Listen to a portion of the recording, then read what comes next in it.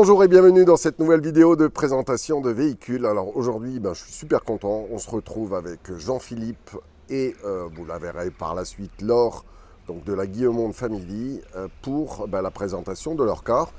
Et en plus, en exclusivité, la présentation intérieure de leur car, parce que je crois que même sur ta chaîne, tu l'as pas fait encore. Je l'ai pas mis, non, Alors, je l'ai pas fait. on va essayer de faire vite fait la vidéo extérieure parce que on a vraiment un temps exécrable aujourd'hui. Voilà, donc la production solaire va pas être terrible. Alors est-ce que tu peux nous dire tout de suite ce que c'est comme marque et modèle ce car? C'est un Temsa Safari 12 de 2002. D'accord, 12 pour 12 mètres? Ouais. Ok. À l'origine, il est motorisé de manière thermique. Avec un moteur MAN de 12 litres, je crois. D'accord. Je sais plus combien de chevaux, mais quelques-uns. Ok. Et puis, alors, moi, ça m'a étonné parce qu'il me semblait que sur les Temsa, puisque c'est la marque de ce car, ce que l'on voit à l'avant, là, le zèbre, tu me disais que c'était... C'était leur ancien logo. Ouais. Ils avaient le logo du zèbre avant et ils sont passés à une espèce de T maintenant. Ils ont changé de logo. Ok. Tu l'as acheté il y a combien de temps? 2022. J'ai ma mémoire qui me répond. 2022, donc sa mémoire c'est Laure, hein, elle est juste à côté.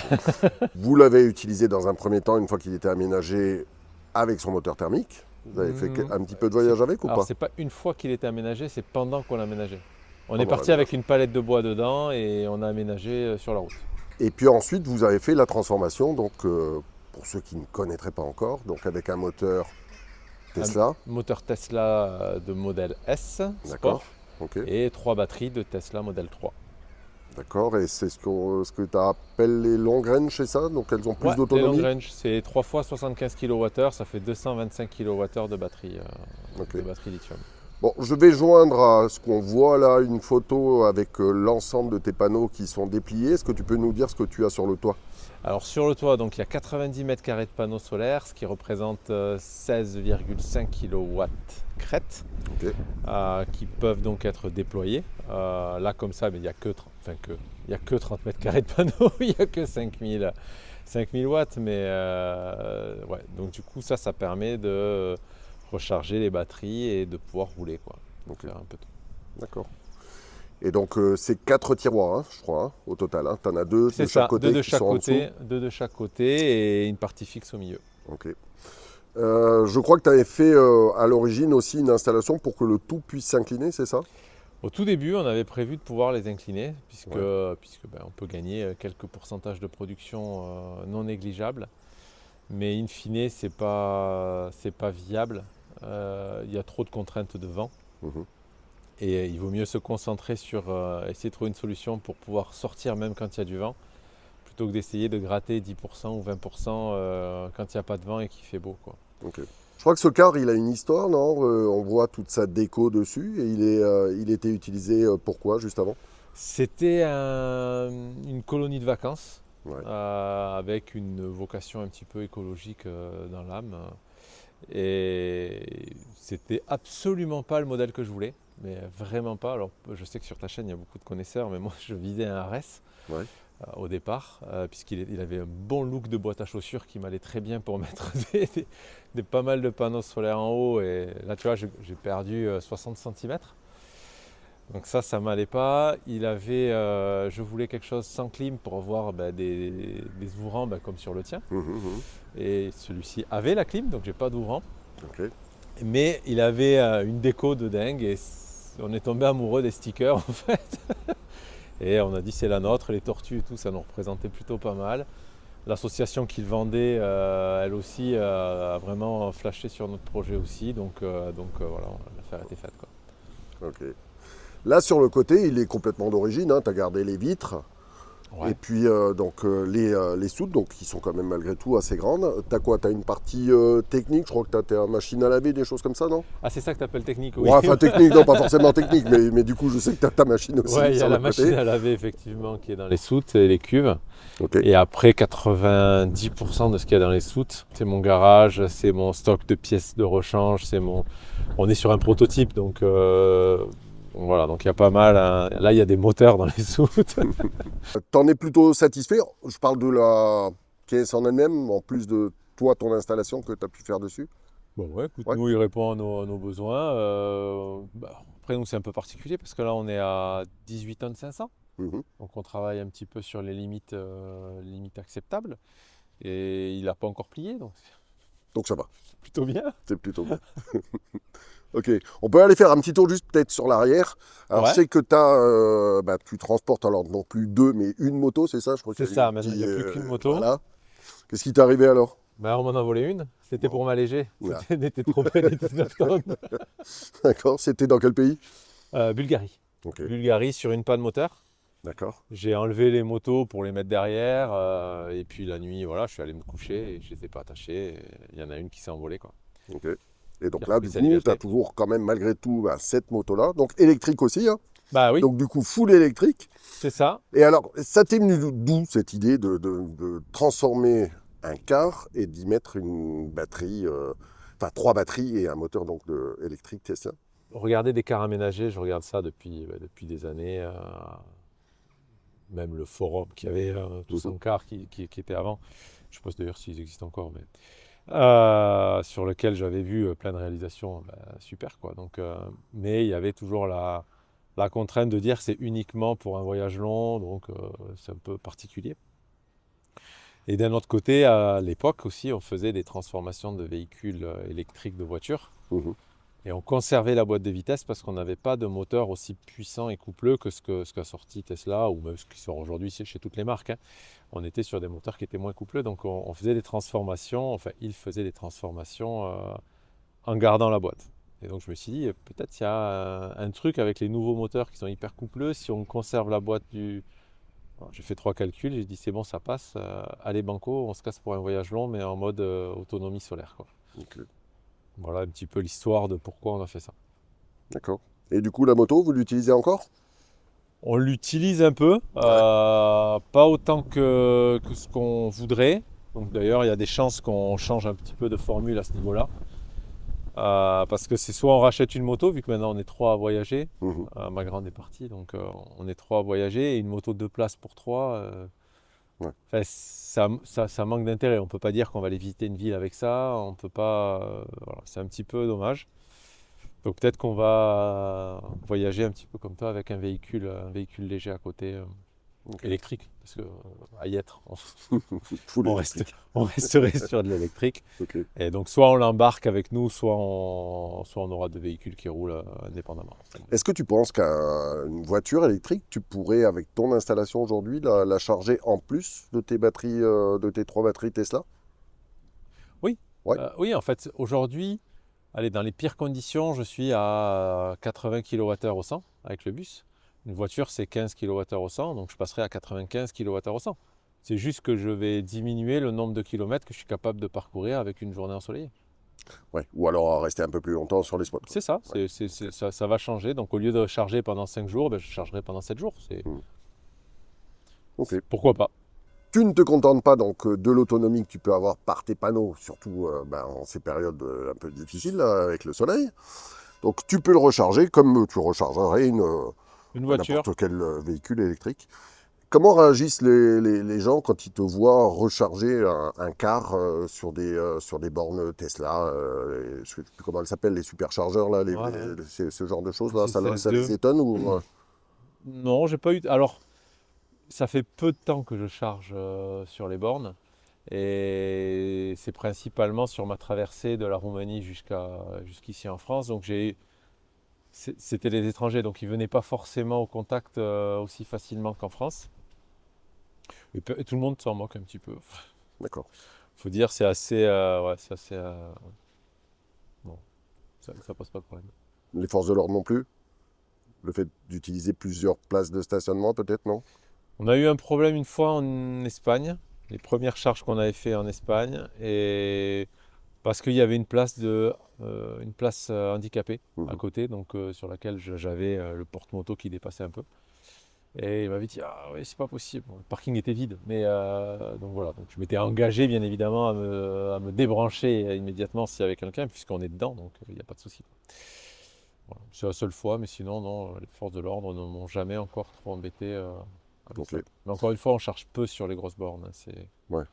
Là, on va peut-être commencer à le faire, on va être embêté. Mais... Le temps de charge sur les plus rapides, ce serait quoi si elles étaient déchargées, pas intégralement, mais après une bonne journée de route? Je pense que je pourrais charger en à peu près 2 heures.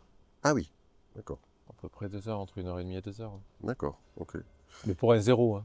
Le zéro, on n'y va jamais, hein. Oui, oui. Ouais. Alors, c'est trop dangereux.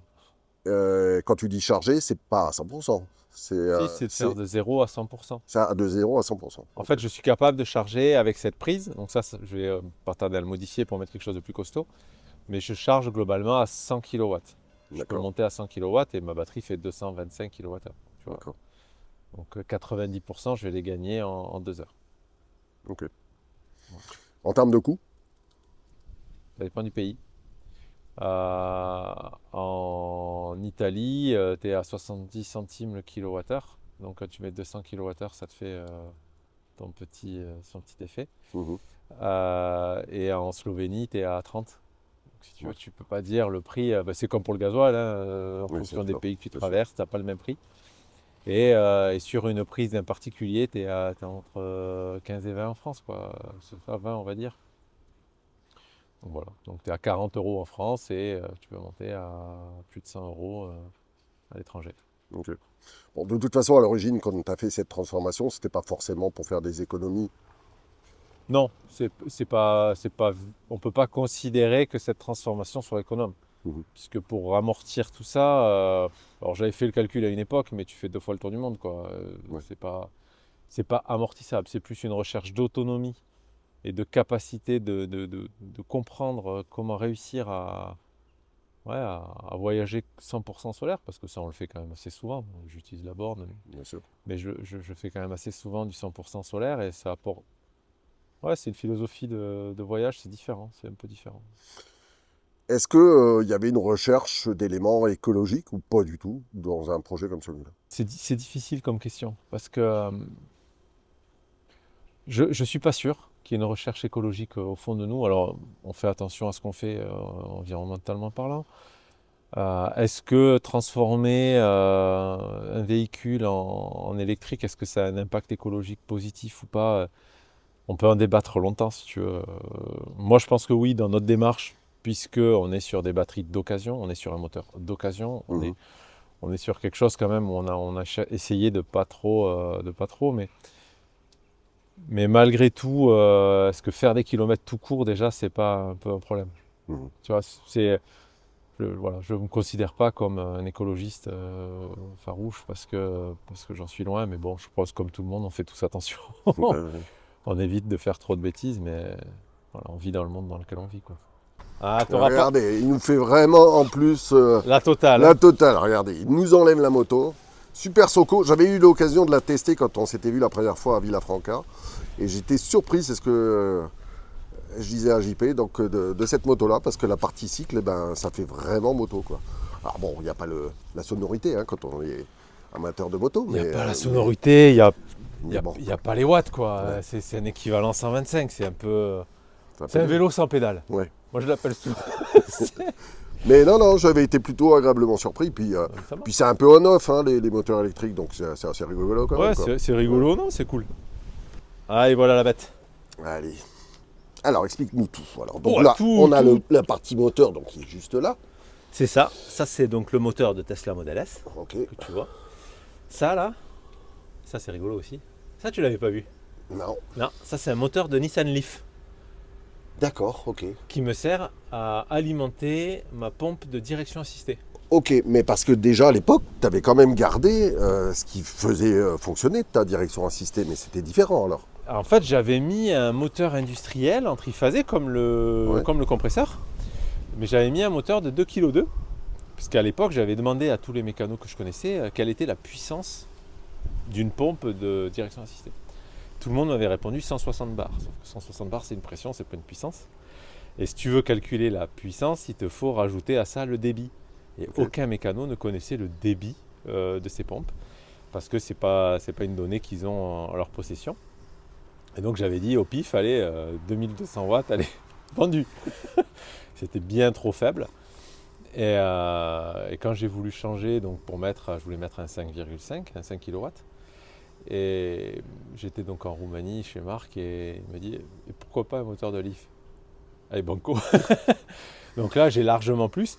Et j'ai eu raison parce qu'au final, j'arrive à monter à 8 kg. Donc pour ceux qui seraient intéressés, une direction assistée d'un bus, ça peut monter à 8000 watts. Ensuite, refroidissement liquide, donc tu as les vases d'expansion, c'est assez standard.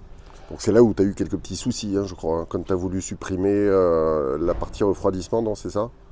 Du rotor, ouais. Du rotor. Ah non, mais le moteur a toujours été refroidi. C'est vrai que je n'ai pas bien expliqué dans mes vidéos. D'accord. C'est uniquement le rotor. Oui, c'est-à-dire la pièce qui ouais. est en rotation à l'intérieur du moteur. Et donc il y a de l'eau qui passe à l'intérieur, il y a un joint pour pas qu'elle fuit. Et ça tourne à 16 000 tours minute. Okay. Donc ce joint, il est un peu fragile. Et Tesla enlève le refroidissement du rotor sur ses voitures. Okay. Quand ils font des interventions sur les moteurs, ils font ce que j'ai fait. Sauf qu'eux, ils n'ont pas 19 tonnes à bouger. Donc moi, ça a un peu plus chauffé que... Voilà. Et puis j'ai roulé comme un warrior. J'ai vraiment fait le con. D'accord, donc là c'est ce que tu disais, mais c'est quelle partie alors? Ça, c'est le stator. C'est le stator. Et okay. Là, ce que tu vois là c'est le rotor. Donc ça tourne à 16 000 tours minute. D'accord. Celui-là, c'est le mort, et derrière, il y en a un autre. C'est le bon, quoi. Mais t'as vu comment c'est tout petit pour avoir un bus? C'est clair. C'est ce petit truc là, tout petit là, qui fait tourner un bus de 19 tonnes. Moi, ça m'impressionne toujours, ça. Bah, tu m'étonnes. La puissance de l'électrique, c'est violent. Hein. La section des câbles que tu utilises, c'est quoi? 75 mm carrés, je pense. D'accord. Je pense que là, c'est ça, c'est du 75 et je veux changer ceux du moteur pour mettre du 90. Ok. Les batteries que tu as juste derrière, là, Redodo, elles te servent à quoi, elles? À faire mon 24 volts. D'accord, ok. Faire mon 24 volts, puisqu'en fait, c'est un poids lourd. Donc j'ai du 24 volts pour tous les clignots, enfin tout le bus. Mais par contre, vu que le moteur est issu des montres des voitures, lui, il est alimenté en 12 volts. Donc j'ai une autre batterie en plus qui fait mon 12 volts. Tu connais ton litrage là, de liquide de refroidissement total, non, pour 10 litres. Ah oui, donc c'est vraiment très peu, quoi. Okay. Oui, pour un véhicule lourd, oui, mais pour une voiture, oui, j'ai beaucoup plus que chez Tesla. Parce que là, j'ai 3 radiateurs dessous. Enfin, maintenant, il n'y en a plus que 2, mais un qui a touché. Ouais, mais moi j'aime beaucoup parce que en fait sur la chaîne de JP vous verrez moi vraiment je suis toujours surpris parce que tu t'énerves jamais, c'est ce que je te disais, hein. En tout cas pas pour des raisons techniques, et pourtant il t'est arrivé quelques galères, hein. Tu as eu à changer quelques petits moteurs donc après j'ai décidé de partir avec un prototype. Ouais. Si tu t'énerves à chaque fois que tu as une panne, contre qui déjà? Contre moi, c'est moi qui l'ai fait, donc s'énerver sur moi-même, pourquoi pas. Mais voilà, c'est évident qu'en partant avec un prototype, il y allait avoir des galères. Je suis assez surpris qu'on n'en ait pas eu plus que ça pendant la phase où il y a l'or. Après, l'or me calme, donc c'est vrai. Mais là, sur le retour, j'étais tout seul, ça pouvait pas ne pas dégénérer. Mais bon, j'ai bien roulé avec, hein, franchement, on a bien poussé le truc. Alors sans rentrer dans tout l'aspect technique, ce moteur-là, donc du coup, tu as gardé toi boîte et pont d'origine. J'ai gardé la boîte et le pont du bus. Ouais. Ok, mais par contre, tu as dû réduire, je suppose, le couple ou le... Comment... Oui, le moteur Tesla d'origine, avec sa réduction, il sort pas loin de 4000 Nm. Ouais. La boîte, c'était une ZF6 1600, donc c'est 1600 Nm. Et du coup, voilà, il y avait risque de rupture. C'est pour ça que tout le Maroc, toute la première partie du périple qu'on a fait, je faisais très attention à ne pas donner des grands coups d'accélérateur pour ne pas casser la boîte. Et c'est un peu ce qui nous a sauvés parce que du coup, je faisais super gaffe à ça. Et on avait très peu d'allonge, donc je ne pouvais pas rouler trop vite. Donc c'était pas évident de jauger. Et là, donc j'ai changé le rapport de réduction du moteur Tesla et maintenant il ne peut sortir que 2000 Nm. Donc je suis un peu plus serein. Mais par contre, il a une allonge qui lui permet de rouler à 140 si je veux rouler à 140. Mais c'est pas bien. Les batteries en elles-mêmes, donc Tesla, c'est ce qu'on voit là sur toute la longueur. C'est tout ce qui est métallique. Ouais, okay. Mais quand tu les avais vus la première fois, elles n'étaient pas métalliques comme ça. On voyait les éléments. Couvertes, on les voyait, ouais. Et donc, ouais, il y a 3 batteries. Alors, j'ai changé le facteur de forme. Tu vois, maintenant, elles sont plus hautes que larges. D'accord. Alors que normalement, une batterie comme ça, elle va dans le plancher de la voiture. Ah ouais. Donc, en fait, tu as 4 modules qui sont côte à côte, normalement. Et là, moi, je les ai mis les uns sur les autres pour pouvoir rentrer. C'est des contraintes mécaniques parce que de l'autre côté, j'ai ma clim. Donc, il y a une partie de la batterie qui est plus courte que l'autre pour pouvoir passer au-dessus de la clim. Enfin, okay. C'est de l'intégration mécanique. Donc là, on revoit la partie haute des batteries. Donc à chaque fois, tu as un coupe-circuit, tu peux en couper une par une, c'est ça? C'est ça, je peux couper qu'une seule batterie. Voilà, bon, après, il n'y a pas d'intérêt. Enfin, ça m'est arrivé une fois en Italie parce que j'étais descendu trop bas pour la plus faible des batteries. Et donc, pour ne pas abîmer les cellules, je l'ai arrêté. J'ai décidé de l'arrêter jusqu'à ce que je trouve un endroit pour me charger. D'accord. Et donc là, on voit ton groupe de clim et on Ouais. verra tout à l'heure, parce que moi, ça, je trouve ça juste génial. Tu as combien de splits à l'intérieur du car? J'ai 3 unités intérieures. Ok. Et en termes de consommation électrique, elle fait combien elle? On doit monter à 2500 watts, je pense, maximum. Ok. En général, on consomme aux alentours de 1000. Bon, après, on le verra, hein, mais tu as quasiment tout électrique à l'intérieur. Pas quasiment, Parce j'ai que, que oui, tout tu as électrique. tout électrique, parce que bah, de toute façon, ce que tu utilises pour ta vie de tous les jours à l'intérieur représente pour les batteries Tesla pas grand chose, je suppose, quoi. Pour ma production et pour mon stockage, effectivement, c'est ridicule. Si demain il fait nuit pendant 3 semaines, je tiens. Ouais. En ayant le chauffage, en faisant à manger et compagnie. Je suis un peu stressé quand je suis à moins de 30% et que je vois que je peux avoir besoin d'une semaine, tu vois, ou un truc comme ça. Et là, je me dis, là, ça peut être tendu. Ou qu'il fait moins 10 dehors, c'est un peu plus compliqué, quoi. D'accord. Voilà. Et donc là, on voit le moteur de la Nissan, juste là. C'est ça. Et donc cette batterie-là, c'est elle qui te fait ton 12 volts ou C'est celle qui me c'est fait celle mon 12 volts, c'est Ok. ça. Et ce qu'on voit encore à côté, c'est quoi alors? C'est le compresseur d'air. Donc D'accord. ça, c'est un compresseur d'atelier en triphasé normal. Ok. Enfin, normal, ouais, d'atelier, quoi. Et qui me permet d'avoir tout ce qui est suspension, frein, les portes et tout, Ouais. l'air. Ok. Allez, on se retrouve tous les deux donc à l'avant de ton car. Ouais. Alors là, il est en configuration bureau. Ouais. Donc c'est ton espace bureau quand tu n'es pas en train de rouler. C'est exactement ça. Donc c'est cool. Et tu l'utilises comme bureau, je crois, parce que notamment l'écran qu'on voit ici, celui du milieu, Ouais. c'est celui que tu utilises qui te fait ton C'est ça, si je le mets en... compteur, ton tableau de bord. Enfin, Si voilà, je le mets un petit comme peu tout. ça, là, tu as mon tableau de bord, en fait. Alors, est-ce que tu peux rapidement nous dire un petit peu tous les éléments que tu as dessus alors? Là-dessus, il y a pas mal de choses. Donc, sur la gauche, c'est mes capteurs de courant. D'accord. Donc, c'est combien je prends dans la batterie, en fait.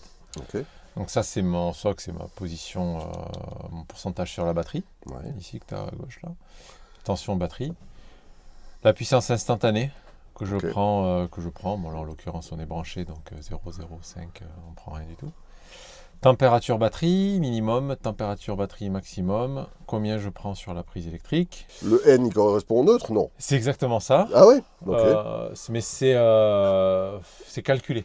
D'accord, ok. C'est calculé entre la vitesse GPS et la vitesse de rotation de la boîte.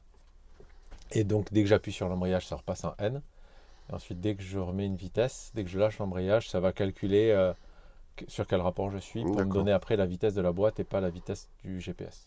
Donc, il y a ma vitesse de boîte, de façon à ce que je reste dans les spécifications de la boîte de vitesse. Le couple que j'envoie à la boîte, donc ça c'était quelque chose, donc première partie de voyage qui était très importante comme je te disais tout à l'heure. Maintenant, je t'avoue que je la regarde beaucoup moins. Et ensuite, ça c'est la partie vraiment moteur à droite, où on a 6, ça c'est mon... tu vois, c'est la même chose, c'est un retardeur, pareil. Et en fait, ça c'est ma régénération que j'envoie au moteur. D'accord, donc, ok. plus je mets de la régène, plus j'ai de frein moteur et plus je mets dans les batteries. D'accord, ok. Donc tu as supprimé, tu avais un ralentisseur électrique au départ, c'est ça? C'était un hydraulique. Hydraulique, C'était un hydraulique que j'avais, donc il y est toujours physiquement, puisqu'il est intégré dans la boîte en fait. Mais il n'y a plus le refroidissement, il n'y a plus l'huile, il n'y a plus rien. Ma tension du 24 volts, ma tension du 12 volts, la pression de ma cuve 1, la pression de ma cuve 2. D'accord. Puisque ça, c'est des éléments obligatoires sur un poids lourd. Ouais. Et après, donc ça, c'est la partie moteur électrique en lui-même. Donc ça, c'est ma vitesse de rotation du moteur au niveau vraiment du rotor.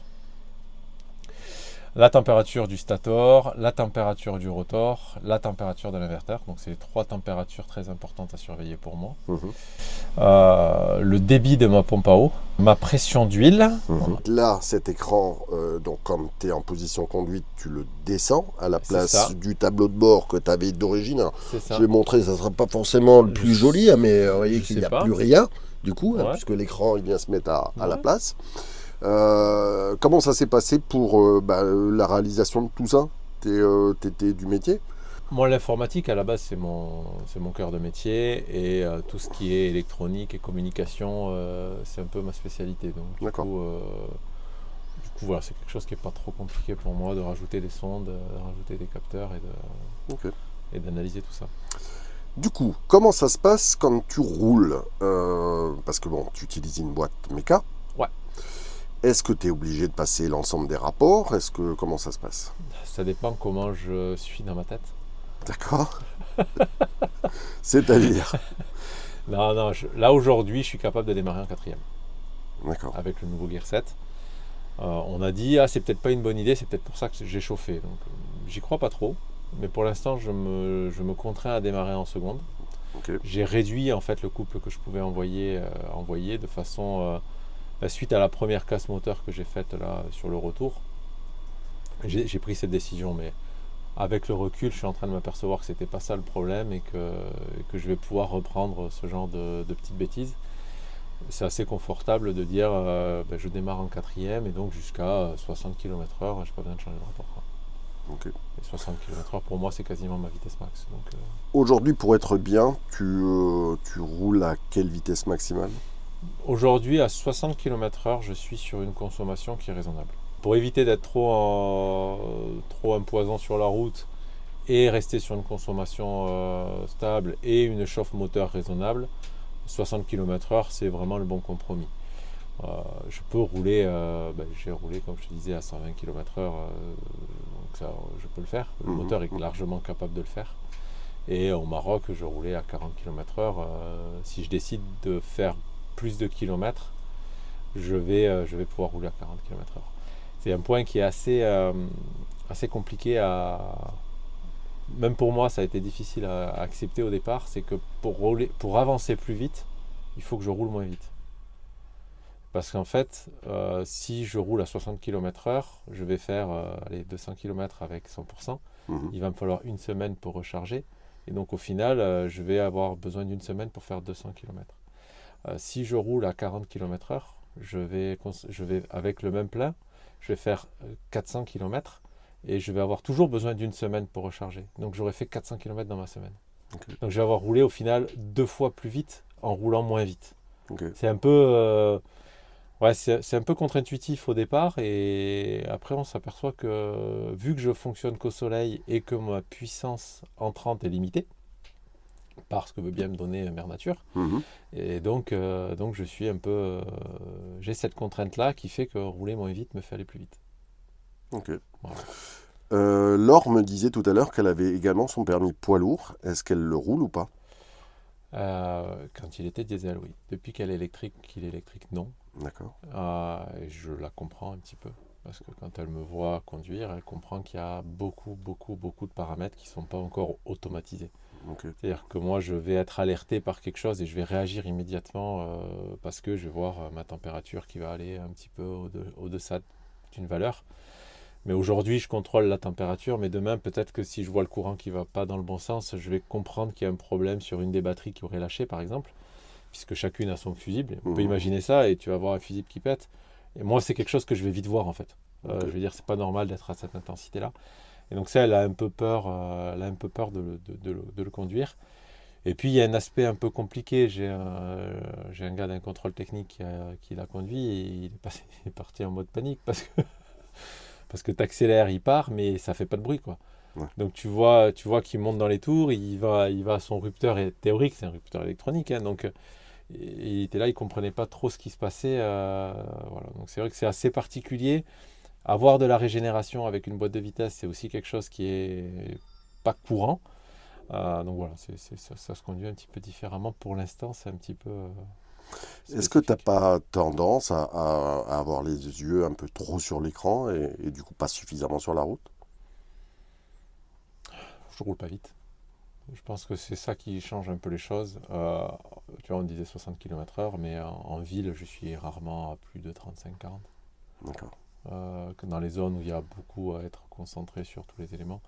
Après, je roule aussi avec l'écran éteint des fois. Hein. Ouais. Donc je ne suis pas obligé d'y être. Je vais aller le regarder quand je vais être dans un col, quand je vais être... tu vois, les moments où je vais vraiment solliciter le moteur, je vais vraiment y faire très attention. Et après, sinon, non, j'essaye de... Et depuis donc sa transformation avec le moteur électrique, tu as fait à peu près combien de kilomètres? Tu sais, tu as une idée ou pas? On doit être aux alentours de 15 000 km. Ah oui, quand même. D'accord, donc au fur et à mesure, tu as aussi peut-être pris l'habitude, non? Et tu as peut-être un peu moins les yeux sur l'écran, non? Pas forcément. Non, parce que c'est toujours un prototype. Ça veut dire que ben, j'ai changé le rapport de réduction, j'ai changé le système de refroidissement, j'ai rajouté le moteur de Nissan, comme on a dit tout à l'heure. Je rajoute des éléments qui peuvent avoir des changements, qui peuvent être impactants. D'accord. Donc je regarde. C'est pour ça que j'aimerais bien que le reconduise. Moi, je regarderai que l'écran, ça serait génial, mais elle le sent pas bien. Ok, très bien. Eh bien écoute, alors en exclusivité, on va faire un petit tour. Tu nous présentes l'intérieur ou on demande alors, qu'est-ce qu'on fait? Peut-être Laure, c'est bien. Ah, ça Chacun son changerait. tour. Allez. Chacun son tour. On se retrouve avec la jolie Laure qui va nous présenter un petit peu son intérieur. Donc déjà, je te remercie parce que je crois que c'est la première fois qu'il va être vu. Oui, c'est ça. Voilà. Et juste au-dessus de toi, alors, c'est quoi et qui est-ce qui l'utilise? Alors, c'est notre chambre ici, avec D'accord. notre lit ici, Ouais. qui, quand on n'en a pas besoin, quand on n'est pas en train de dormir, on monte et ça nous fait toute une partie de rangement ici. Ok. On a pas mal de coffres, etc. Et là, j'ai ma coiffeuse, donc D'accord. avec un petit siège. Et Et ton lit, il est électrique, hein, je crois. oui, mon Ok. lit était électrique, tout à fait. Donc, ce qui fait que le soir, par contre, on le baisse électriquement. On ferme les deux portes, enfin la porte et le rideau. Ok. Et du coup, c'est une chambre qui est isolée. D'accord. Voilà. Et donc, du coup, le sommier, il vient se poser sur les meubles ou... Oui, Ouais. exactement. Le sommier se pose sur les meubles. D'accord. Et donc, ouais, on en avait parlé déjà la première fois qu'on s'était vu. Tu as une superbe coiffeuse. Ouais. Et je crois qu'il y a une histoire avec la glace. Est-ce que tu peux Oui. nous montrer ça? Alors, tout à fait. Donc, ça, c'est la coiffeuse. D'accord. Et en fait, cette glace, c'est pas du verre, c'est de l'inox qui a été poli. Ok. Justement, c'est ce qu'ils mettent dans les avions, les trains, etc. De façon à ce que ça casse pas. Voilà. Et nous, on voulait pas que ça casse avec les vibrations. Donc, c'est un inox poli. Voilà. D'accord. Et pas une glace classique. Donc oui, c'est un peu ma fierté. Enfin, c'est lui qui l'a fait, mais c'est chouette. Ouais. Bon, Donc tu vois, j'ai les petits tiroirs et tout. Voilà. nickel. Et donc là, bon, c'est ton espace rangement. C'est quoi? Alors, c'est surtout pour les fringues, pour... Alors, ouais, il y a les chaussures, les habits, donc la coiffeuse. On a aussi pour le linge, la corbeille à linge. Ok. Comme ça, j'ai pu classer avec les couleurs et tout ça. Et ça, Et hop. tu l'utilises aussi en espace bureau?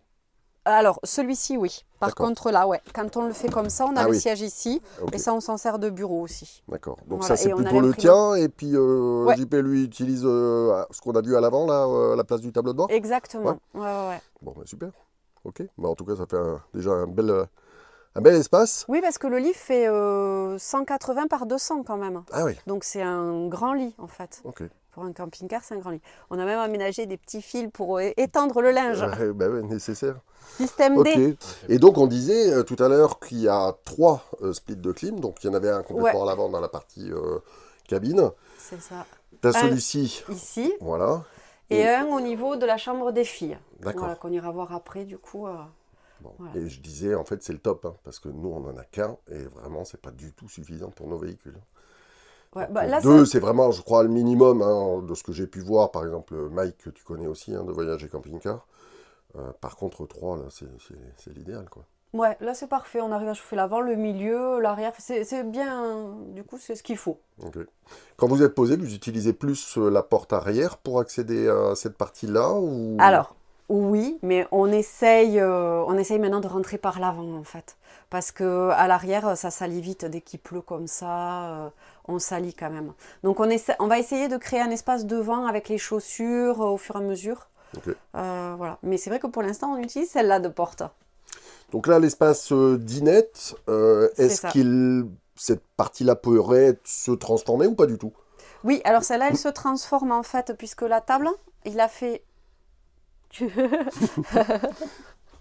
il a fait un système où elle se déplie en fait et on peut manger du coup à 8. D'accord. C'est-à-dire de là, 2 ici et on met 4 personnes et les tiroirs se sortent et D'accord. se changent en tabouret.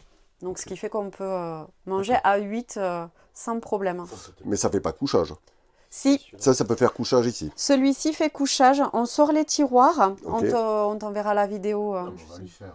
Ah, On lui fait Pendant Allez. pendant que tu montreras la cuisine, je vais le mettre en... Exactement, En ouais, place. génial, impeccable. Ça sort, on le met en canapé, enfin en lit, et du coup, Donc voilà. ça fait un livre pour 2 personnes aussi, là. C'est ça. Oui, Ouais. ben, souvent ma belle-sœur nous rejoint, Mhm. et du coup, on est à 8 dans le camping-car, et on mange, on dort à 8. Elle nous rejoint pour les vacances souvent. Non. Alors pour ceux qui éventuellement ne vous suivraient pas encore, donc là tout à l'heure on a vu, en tout cas les gens ont vu sur la miniature votre fille, la plus jeune, Oui, c'est Lisa. ça. Et par contre vous avez également Clara, donc elle qui fait des études sur Paris. Et donc c'est pour ça qu'on verra à l'arrière, donc il y avait 2 espaces chambres. Donc après, bon, bah, des espaces rangement un petit peu partout. Ouais. Est-ce que là, sous les coussins, on a encore du rangement? Oui, alors, alimentation sous les coussins, enfin ici là, Ok. le tiroir qui se sort, bon, c'est tout ce qui est alimentation. Et au fond, on a gardé le tiroir qui sert pour C'est Clara. Clara encore. C'est Clara, D'accord, ok. c'est de la couture. Ok, Voilà. d'accord. Là, c'est la vaisselle, les tiroirs, les rangements. Enfin, après, nous, on a mis des petites, comme les sécurités enfants, pour pas Ouais. que les meubles s'ouvrent. Voilà, alimentation, casserole. Là, j'ai un plan de travail qui s'agrandit, en fait, Génial. quand il y a besoin. Ouais. C'est pas mal, ça sert bien. Bon, je n'ai pas posé la question tout à l'heure à JP, mais toute la réalisation, même intérieure, c'est vous aussi. Ah oui, c'est 100% lui. Hein. Il a tout fait sur mesure, le plan de travail, tout est sur mesure, ouais. Et c'est Ok. lui. D'accord. Ouais, ouais. En éléments de cuisson, du coup, bah, forcément tout électrique, hein, c'est ce qu'on disait tout C'est à l'heure. ça. Le D'accord. four, voilà, électrique, lave-vaisselle. J'ai un petit robot caché ici. Nickel. Voilà. La plaque de cuisson. Donc c'est quoi, induction? Oui, Ouais. induction, tout à fait. Et la cafetière. D'accord. Voilà. Avec le frigo, électrique aussi. Nous, Ouais. on n'a pas du tout de gaz, donc voilà. Le frigo et ensuite un rangement tout simple. Voilà, tout bazar. On voit 2 robinets Ouais. sur la partie évier. Donc est-ce que tu peux nous dire à quoi il sert le plus petit? Ouais, donc le petit, c'est l'osmose inversée en fait, parce qu'on filtre l'eau en osmose inversée, D'accord. de façon à éliminer un maximum de bactéries, d'algues, de produits qui pourraient avoir à l'intérieur de l'eau. Donc l'idée c'est quoi? C'est de ne pas acheter de bouteilles d'eau Voilà, et puis de c'est pouvoir ça. consommer l'eau des cuves. Exactement. Ça par contre on n'en a pas du tout parlé. En capacité d'eau, vous avez combien d'eau 800 litres. potable? Ah ouais, ok. 800 litres et 400 d'eau grise. Ouais, c'est super bien. Tu peux dire ce que c'est la cuve des Bon, la cuve des eaux grises, c'est l'ancienne cuve du gaz, voilà. Ah, bah, génial, voilà, ça tout à fait, voilà. On a- Un bon recyclage. Voilà, Ok. c'est ça, exactement. D'accord, ok. Et juste là, donc c'est quoi? Alors là, les toilettes à séparation, on a mis toilettes à séparation et on a séparé les toilettes de la salle de bain. Ça, c'était un truc qu'on voulait. Ok, Et ici, c'est la salle de bain. Donc avec, bon, on a mis un petit sèche-serviette, la douche. Voilà, une douche classique. ok. Le bac c'est quoi? C'est un bac en inox que Jean-Philippe a fabriqué aussi, qu'il a soudé, fabriqué, et, il a fait les pliages et tout ça. Ok. Voilà, et après, meubles de rangement, la glace, le petit évier. C'est chargette électrique, rien que Ouais. ça. Moi, ça me fait halluciner à chaque fois quand je vois tout électrique, mais ça fonctionne en tout cas dans votre cas, donc c'est C'est génial. ça. Ok. Et là, c'est la chambre à Lisa. Lisa? Ouais, alors Lisa, est-ce que tu peux rapidement nous présenter ta chambre? Là, on voit le lit qui est levé, c'est ça? Ouais. D'accord. Là, la chambre, elle est en position de vie et pas en position pour dormir. Ok, Donc là, c'est mon lit. Donc il se rebaisse. Donc la planche là, elle vient jusqu'ici. Mon d'accord. lit, il est à peu près à ce niveau-là avec l'épaisseur du matelas. Tu connais les dimensions de ton lit? Non. C'est Classique? Non? 90, 90, 190, quelque chose comme ça? Par 200, 90 Ah, par 200. Ok. voilà, 90 par 200. Après, ici, j'ai un bureau que je peux lever comme ça. D'accord. Et là, en ouvrant le placard ici, je peux ouvrir la porte complètement et du coup, ça tient. Ok. Là, je suis un peu loin pour le faire.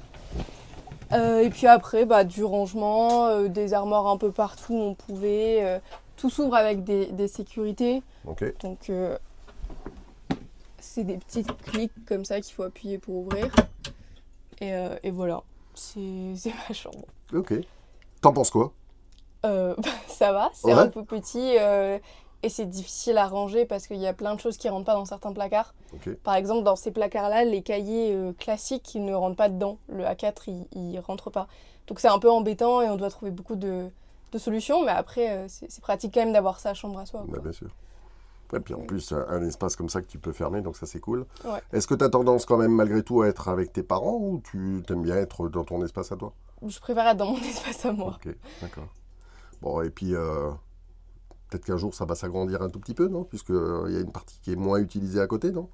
Ouais, mais ça va pas s'en décharger de la partie moins utilisée à côté. Ok. Ça sert un peu de stockage en ce moment-là sur ma Clara, Bon, allez. pour tout le monde. Eh ben, merci pour la présentation de ta chambre, c'est gentil. De rien. En fait, on va ouvrir et vous allez bien voir que la pauvre chambre de Clara n'est plus utilisable. C'est le garage. Bah ouais, bah, du coup Voilà. c'est utilisé de On cette s'en façon-là, sert en c'est cool. garage. Ok, nickel. Bon, allez, super. Et puis juste derrière moi, donc, JP a mis en place donc l'espace dinette. Donc là, effectivement, ça permet de faire entrer pas mal de monde. Donc ça, c'est cool. Allez, on se retrouve tous les trois dans votre espace séjour pour faire la fin de cette vidéo. Alors déjà, un grand merci à vous de nous avoir ouvert les portes intérieures, surtout de votre car, parce que il n'avait pas encore été vu. Donc ça, c'est cool. On a eu en plus une belle présentation extérieure et surtout une petite fenêtre météo qui nous a permis de le faire, donc ça c'était sympa aussi. Et là l'idée c'est d'essayer de vous connaître un tout petit peu plus et puis on va parler de votre nouveau projet qui s'appelle Cabochard, on va en parler juste un tout petit peu après. Est-ce que c'est déjà indiscret de vous demander vos âges? Alors, 45 tous les deux. Ok. Attends, on va essayer de se rapprocher, qu'est-ce que t'en penses? Voilà. Voilà, ça te va mieux? Allez, super. Donc 45 tous les deux. Ouais. Clara, elle a quel âge? Elle a 19. Ok. Et Elisa? 17. Vous êtes originaire de quel secteur? Toulouse. Ça s'entendait un petit peu à l'accent. Oui, c'est vrai. Et donc aujourd'hui, vous vivez et voyagez donc à bord de ce superbe car. Est-ce que vous avez encore une résidence quelque part ou c'est... Non, c'est fini. C'est C'est votre- notre maison roulante. Ok.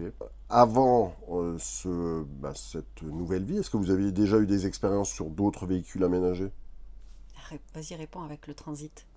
Ah bah, tu viens de le dire. Oui, il avait aménagé un petit transit, Ford Transit, c'est ça? Ok. Rouge. Et on était parti en Italie avec. Mais c'était un tout petit, hein, vraiment. Mais ouais. C'était un beau challenge qu'on avait fait. Mm. Un beau challenge. Au niveau professionnel, vous avez travaillé tous les deux dans quel secteur? Alors moi, préparatrice en pharmacie. Ok. Et Jean-Phil, lui, il est autodidacte, donc il a fait pas mal de jobs dans l'informatique, dans tout ce qui est industriel, la robotique, voilà. Lui, il a fait tout ça. Ok. Du coup, un minimum de connaissances pour le projet. Alors on l'a pas dit, mais il a un nom en plus, ce car. Il s'appelle comment? Chouchou. Il s'appelle Chouchou. Et pourquoi il s'appelle Chouchou? Parce que ça, je ne l'ai pas trouvé sur vos vidéos. Ah, mais en fait, quand on l'a acheté, on s'est réunis pour savoir quel nom on allait lui donner. Donc il y a plein de noms qui sont sortis. Et puis finalement, c'est Chouchou parce qu'on trouvait ça assez simple comme nom. Ça nous ressemblait bien, c'était mignon. Ça faisait... Voilà. Ok.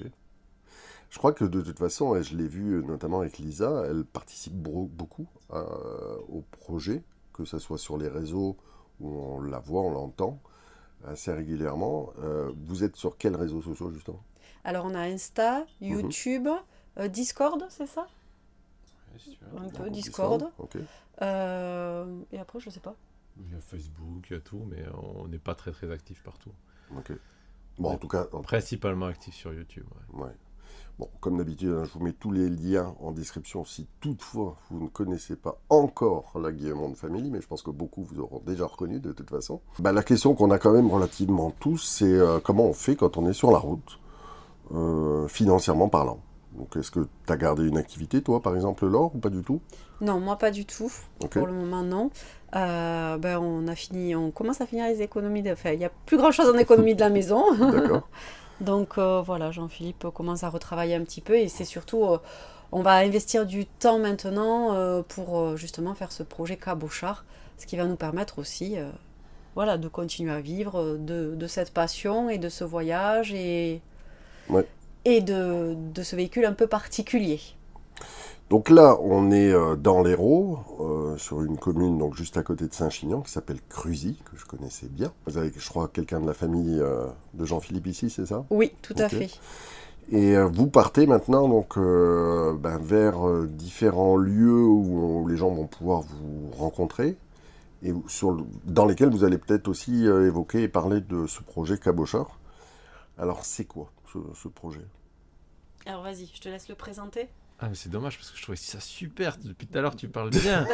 Ah, c'était génial. Attends, je vais demander à Patrice de venir tout le temps avec nous parce que c'est top, c'est toi qui parles. Bon, on va essayer de le faire. Je vais essayer de synthétiser. Ah, vas-y, ça, c'est vas-y. bien ça. Voilà. Alors, Cabochard, c'est un projet, c'est faire un autre véhicule, mais un chantier participatif cette fois-ci. Donc, il y aura des semaines de stage. Les gens viendront avec Jean-Philippe travailler sur les batteries, le moteur, etc. Il y aura normalement 7 personnes maximum en stage par semaine. Ils choisiront leur thème ou leur semaine. Ok. Et ça sera pour faire un autre véhicule électrique. Alors, plusieurs projets vont être en fonction du budget, du nombre de stagiaires, etc. Ça pourra aller jusqu'au Man 4, s'il y en a, si ça plaît. Voilà. Mais en fait, c'est les gens qui vont choisir. Ça sera vraiment un chantier participatif. Donc, les gens vont choisir ensemble le modèle du véhicule, ils vont, les techniques, voilà. Et donc, moi, je l'ai vu, puisque je suis vos vidéos. Donc, vous avez, Jean-Philippe avait présenté notamment ce projet-là sur un 8.8. Oui. Donc là, on est dans une dimension parle. complètement différente. Et j'ai cru voir que vous pouviez même sur un 8.8, notamment avec des slides, développer encore plus la partie solaire. Donc, tu te contentes plus de 90 mètres carrés, c'est ça? Tu peux faire plus? Et l'idée, effectivement, alors le 8.8, c'est un abonné qui a jeté ça lors d'un live. Et première réaction, ça a été de dire, non, c'est stupide, un 8.8 à 30 tonnes, qu'est-ce que tu veux qu'on aille chercher à électrifier ça? Et puis quand on réfléchit, non, 30 tonnes, ça veut dire aussi 30 tonnes d'outils de production. Donc effectivement, on doit pouvoir monter à 150 mètres carrés de panneaux solaires, on doit pouvoir monter à plus de batteries embarquées, on doit pouvoir réussir à au final avoir, comme je disais tout à l'heure, quelque chose qui serait un petit peu contre-intuitif, puisque oui, on consommerait plus aux 100 km, mais par contre, vu qu'on produirait plus aux 24 heures, on avancerait plus vite. Donc du coup, la surconsommation, visiblement, alors après c'est des calculs qu'il faudra faire, et c'est bien tout le côté excitant de Cabochard, c'est que tous ces calculs-là, je veux les faire avec la communauté. Donc je les fais aujourd'hui. J'ai jeté des pré-études lors de live qu'on a eu ensemble, mais ce que je veux faire, c'est vraiment le faire en direct avec vous, et de pouvoir profiter des forces vives, parce que dans les gens qui me suivent, il y a un bon paquet d'ingénieurs. Et donc il y a beaucoup de compétences qui sont derrière. Et je pense que si on les met tous ensemble, on peut réussir à faire vraiment un projet hors norme. Et les premiers chiffres qu'on a sortis, ça fait juste halluciner, et il n'y a aucune raison que ce ne soit pas possible. Donc on se retrouverait avec ce que je te disais tout à l'heure en off, 2000 chevaux de puissance, en 150 mètres carrés de panneaux solaires et 90 mètres carrés habitables. Enfin, on est sur du hors norme, et ce serait vraiment un gros délire, quoi. Voilà. Mais ça, encore une fois, comme disait Laure, aujourd'hui, on ne sait pas ce que ça va être, puisque chaque décision va être prise collectivement. Donc si on vote et que on a une majorité de personnes qui veulent que ce soit un semi-remorque, on partira sur le semi-remorque. L'idée, c'est vraiment pas que j'intervienne. C'est pas mon véhicule. C'est notre véhicule. Et à la fin, d'ailleurs, c'est pas un véhicule que je vais conserver. C'est un véhicule qu'on va revendre aux enchères sans minimum. Et ça, c'est un point auquel je tiens. Et où on partagera donc les fruits de la vente avec tous ceux qui auront participé.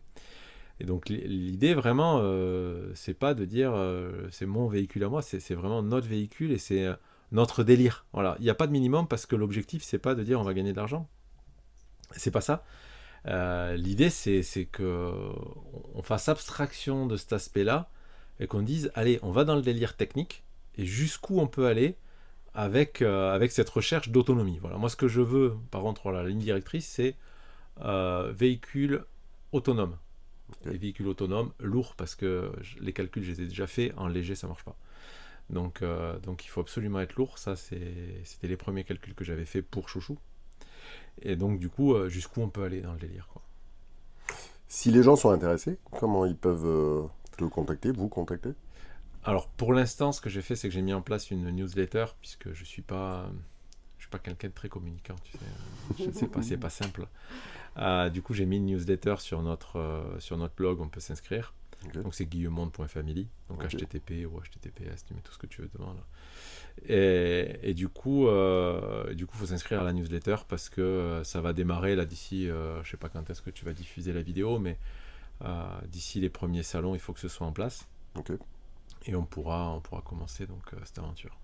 Sacré projet, en tout cas, moi je trouve ça hyper ambitieux. Alors, on avait eu l'occasion d'en parler un tout petit peu. Sur le coup, j'ai été quand même assez surpris parce que je me suis dit, mais dans quelle mesure est-ce que les gens vont pouvoir avoir envie de financer et participer à un projet comme celui-là. Et puis, j'y crois de plus en plus. Moi, j'ai vraiment un souhait, c'est que ça soit sur le 8-8. Et je pense beaucoup. On est beaucoup, c'est un délire d'enfant. Hein, et j'ai été surpris, moi, par les gens qui viennent dans le projet, là, que je vois venir. Il y a des gens qui sont absolument pas pour l'électrique au départ et qui se passionnent, en fait, pour cette démarche, parce qu'il y a le côté faire par soi-même, faire à l'échelle de particuliers, avec nos petits moyens, on va réussir à faire un truc de... Enfin, déjà, ce que j'ai réussi à faire tout seul, parce que mine de rien, réussir à faire bouger un véhicule de 19 tonnes avec le soleil, avec un bonhomme tout seul qui a réfléchi tout seul dans son coin et qui l'a fait, j'imagine si on est 100, si on est 200 à se poser, à se creuser les ménages, on va arriver à des solutions, ouais, mais je suis sûr. Et je pense que ce côté particulier qui va jouer, on va jouer parce que c'est ça, ouais, je mets trop de cœur peut-être, mais c'est ça, on va jouer parce que quand on discute avec Marc, qu'on a déjà vu sur mes vidéos, et avec Paul, donc des ingénieurs, hein, quand on discute, effectivement, on a les yeux qui pétillent, parce qu'on n'a plus la contrainte client, on n'a plus la... Non, on va faire notre délire. C'est d'aller faire ce monstre, il n'y aura pas d'autre mot, ce monstre qui va fonctionner, on va prouver à tout le monde qu'on peut faire un truc de dingue, quoi. Et c'est le seul au monde, parce que déjà Chouchou c'est le seul au monde, il est bien seul, et là en 8 roues motrices, il n'y a personne d'autre qui y allait, quoi. Qu'est-ce qui vous a amené à être sur la route? C'était quoi les motivations au départ? Après, comme beaucoup, après le Covid, il y a eu quand même à un moment donné un changement, un grand virage. Ok. Et c'est surtout ça. Bon, nous les filles étaient déjà en instruction en famille Mhm. depuis plusieurs années. Et du coup, avec le Covid, on s'est senti un peu enfermés, un peu, voilà. Et on s'est dit, et puis on avait perdu un peu de dynamisme à ce moment-là. Et on a dit, qu'est-ce qu'on pourrait faire pour, se redynamiser, essayer de voir. Et on a pensé à voyager. Ok. Ça a commencé comme ça, ouais, on pourrait voyager. En plus, c'est les dernières années où on peut profiter tous les quatre, vraiment être tous les quatre, vraiment se régaler à ce moment-là. Et ensuite est venu le bus parce qu'on s'est dit un sac à dos, si ça repart avec le Covid, comment on fait, voilà. Et du coup, Jean-Philippe a pensé au bus, voilà. Et de fil en aiguille, c'est venu comme ça, petit à petit, de dire ah ben oui, le bus comme ça, même si on est confiné quelque part, et ben on est chez nous, on est dans notre bus, voilà.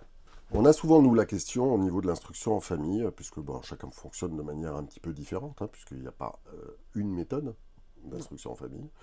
Les gens, des fois, ont le sentiment que nos enfants seraient moins instruits que d'autres. Est-ce qu'on peut dire aujourd'hui le niveau scolaire de vos deux enfants et puis ce que fait comme étude maintenant la plus grande? Ouais. Alors, sur le côté déjà moins sociable, qui ne sache pas se réintégrer, c'est complètement faux. Nous, la grande, elle a réintégré les études supérieures septembre, il y a 1 an et demi, du coup. Et elle s'est intégrée rapidement. Elle s'est fait de super amis. Elle a été déléguée de classe. Donc voilà. Alors, Clara a eu son bac à l'âge de 17 ans. Elle a eu à 14 ans le brevet, à 17 ans le bac. Ensuite, elle s'est permis de faire 1 an sabbatique. Et ensuite, elle a postulé sur Parcoursup, comme tous les autres enfants. Et elle a eu donc sa place à 3IS en tant pour faire des études d'ingénieur du son. Et là, elle est en 2e année, ça se passe très bien. Elle arrive à trouver ses stages, elle est dégourdie, donc pas de souci. Elle a eu tous ses examens avec 1 an d'avance. Lisa, je l'ai retirée, elle était en CM2, donc elle a eu son brevet à l'âge de 12 ans. Ok. Et ensuite, elle a eu son bac à l'âge de 16 ans. Voilà. Donc du coup, et ensuite maintenant, elle attend pour les études supérieures parce que l'école qu'elle veut faire, il faut avoir 18 ans révolus. Donc Voilà, donc on attend ses 18 ans, Bon, mais en donc, attendant, voilà, elle veut passer son TOEIC, donc voilà, c'est des enfants qui s'intègrent très bien. Elle a plein d'amis, voilà. nickel. Bon, on arrive tout doucement à la fin de cette vidéo. Donc nous, on a l'habitude de les finir toujours un peu de la même façon. Donc je ne vais pas déroger à la règle. Et je vais commencer par vous. Ben, on va commencer par Laure, puisque c'est toi qui as le micro. Et je vais te demander le mot de la fin. Oula, bonne question. Le mot de la fin. Super aventure. Ça marche. C'est tout attaché, ça fait un mot. C'est ça. Tout comme elle. C'est trop facile. Ah, c'est Allez, trop un autre. facile. Un autre. Un autre. Faut s'amuser. Défi. Pourquoi tu dis les miens? Je t'avais volé le tien, t'as pas voulu. Attends. Non, faut s'amuser. Ok. Alors, et puis nous, eh ben, en fait, avec Valérie, alors, je sais pas si tu l'avais su, mais on a eu une petite mésaventure au début avec le car aménagé, un accident, donc voilà.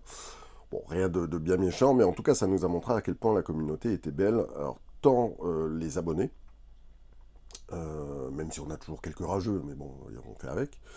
Mais aussi des gens qui étaient sur les réseaux, que je n'avais pas rencontrés à ce moment-là.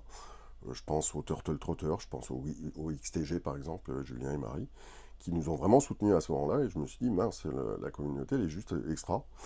Et il y a un truc que je ne savais pas dire, c'était je t'aime, simplement. Donc les gens qui nous ouvrent leurs portes comme vous l'avez fait aujourd'hui, et alors c'est pas, on ne fait pas des présentations uniquement pour les véhicules, on fait des présentations surtout pour les gens, parce qu'on espère, au travers de ces vidéos, en inspirer peut-être d'autres, comme nous, on a pu être inspirés aussi, à un moment donné, par certains.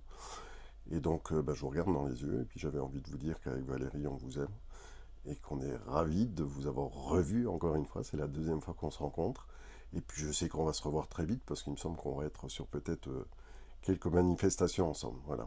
Ce serait top. Merci. Merci à vous. Une super rencontre aussi. Et on vous aime aussi. Allez, à bientôt. À bientôt.